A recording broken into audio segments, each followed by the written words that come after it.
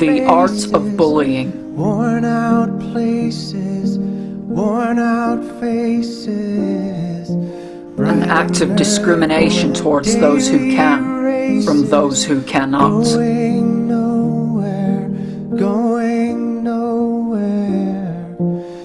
Their tears are filling A up derivative their of internal glasses. politics. No expression, no expression.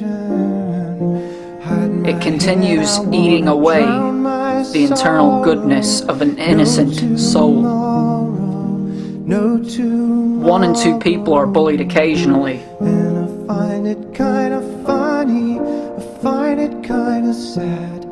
The dreams in which I'm dying are the best I've ever had. They wander quietly until the desired target is spotted. I find it hard to take when people run in circles. It's a very, very mad world.